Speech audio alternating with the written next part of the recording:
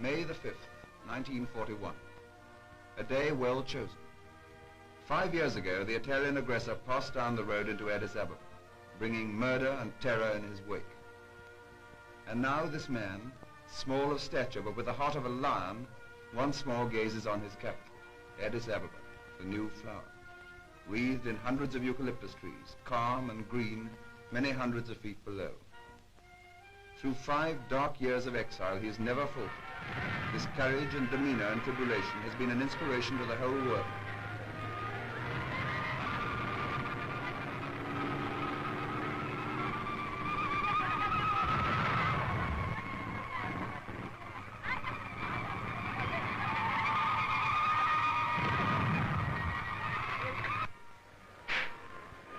At the palace steps, a guard of honor from the Nigerian regiment await the emperor.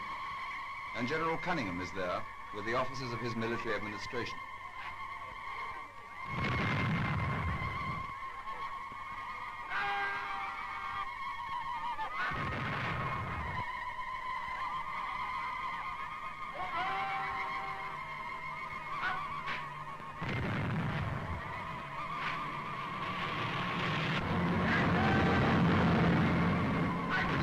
Regulars that, with the fire of the patriots, won this war, meet together on the palace steps of Addis Ababa, while 30,000 Abyssinians cram the streets outside, shouting and throwing flowers, kissing the ground, waving the Abyssinian flag.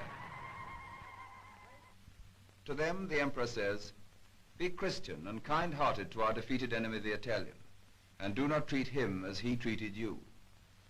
So, in 5 years, the whirligig of time, often slow in motion, has brought its full revenge. Yet was revenge the word? The Italians are safe. No one molests them. All the world disregards them. Somehow or other, the Ethiopians push the horrible memory of the 9,000 massacred in February 1937 to the back of their minds. The whirligig of time has brought its justice rather than its revenge. The so-called barbarians, the cruel people of Italian legend, has taught the so-called civilized fascist a lesson in forbearance, decency, and dignity.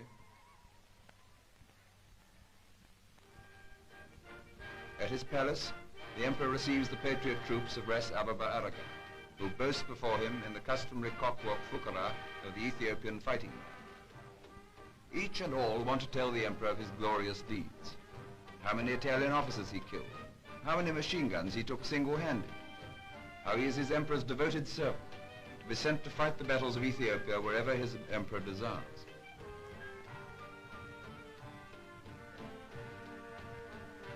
Then there is the quiet, serious voice of Ababa Aragai. "Your Majesty, I never hoped to see the sun of your face again in Ethiopia. I never dreamed that I would once more be happy. I was only determined to fight until I died for our independence, for our flag, for our Christian religion, and for you, my king." England and Ethiopia have a common link in St. George. He is their patron saint as well as ours. 5 years ago, as the black shirts marched into Addis Ababa, the priests of the Coptic cathedral smuggled out of the town the Ark of the Covenant of St. George. It is a famous ark throughout Ethiopia. It is the ark of the national consciousness and of self-defense against aggression.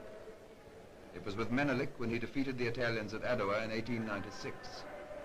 It was with Ras Ababa Aragai throughout the Italian occupation. On a cold morning in Addis Ababa, it came back to the cathedral with the emperor and was put once more with hymns and sacred dance in the Holy of Holies.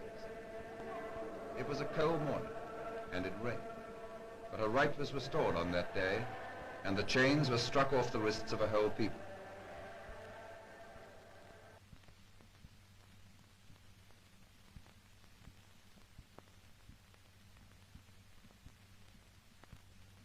It is good that you are here to record this picture of me in my palace garden at Addis Ababa.